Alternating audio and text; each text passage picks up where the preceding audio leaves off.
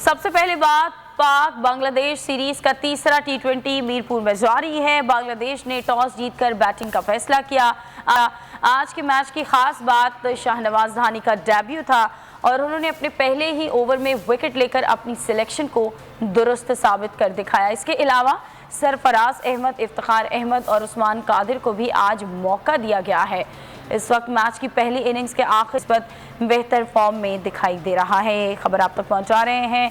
टी20 match जारी है। पाक बांग्लादेश सीरीज का ये तीसरा टी20 है जो कि मीरपुर में इस वक्त हो रहा है और बांग्लादेश ने टॉस जीतकर आज बैटिंग का फैसला किया। आज के मैच की खास बात शाहनवाज धानी का डेब्यू था। साबिक टेस्ट क्रिकेटर हसन रजा हमारे साथ मौजूद हैं। इस मैच के हवाले से मजीद उनसे बात करेंगे। बहुत शुक्रिया हसन आपके वक्त का। मैच अभी जारी है और आज डेब्यू जो किया है उनके आज के मैच की जो शाहनवाज धानी का जो डेब्यू था, जिन्होंने अपने पहले ओवर में विकेट ली, क्या कहेंगे आप?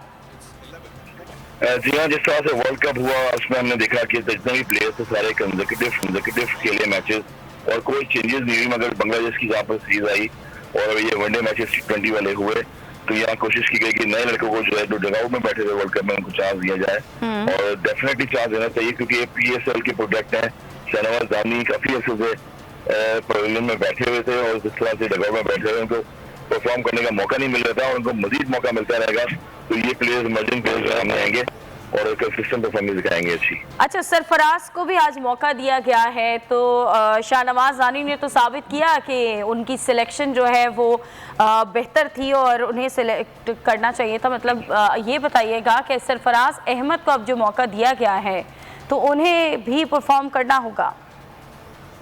जी हाँ, बिल्कुल उनको परफॉर्म करना पड़ेगा क्योंकि पाकिस्तान में जब टेस्ट सीरीज हो चाहे वनडे सीरीज हो 6 साल से कंसेक्यूटिव परफॉर्म करते रहे और चैंपियंस ट्रॉफी में जिताई भी है, मगर रिप्लेसमेंट अगर आपने प्लेयर्स को सेकंड रखा हुआ ऑप्शन में तो सरफराज ही है कीपर बैट्समैन और उनको और रिजवान को चांस देने चाहिए आगे क्योंकि आपके दोनों बैकअप रहेगा बैटिंग में भी और कीपिंग में भी।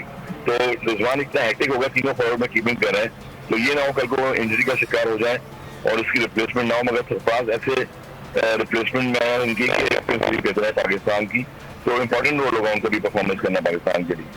ठीक है, बहुत शुक्रिया आपके वक्त का।